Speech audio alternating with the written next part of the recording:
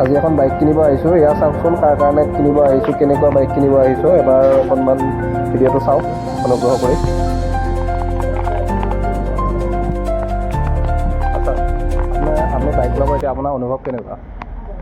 আপুনি যে বাইকখন কিনিব আপোনাৰ অনুভৱটো কেনেকুৱা কওকচোন? ভালেই লাগিছে বাৰু। অঁ, আপোনাৰ বাইকখন ইয়াৰ আগৰ বাইকখন কি হৈছিলে মানে চুৰি হৈছিলে ন? ক'ত চুৰি হৈছিলে কেনেকৈ? ঠিক আছে বাৰু, আপুনি লৈ লওক বাৰু, তাৰপিছত আমি বাৰু কথা পাতিম। এয়া যোজা চলি আছে। হয় বন্ধুসকল, এওঁ মানে বাইকখন আগতে চুৰি হৈছিলে, গতিকে এতিয়া আকৌ নতুন বাইক এখন কিনিলে।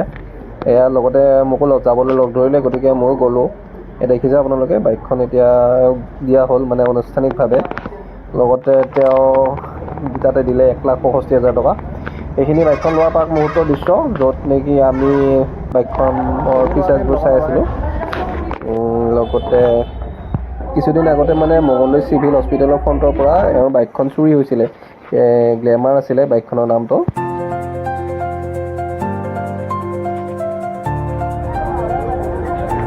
ল'লোঁ পিছে হা।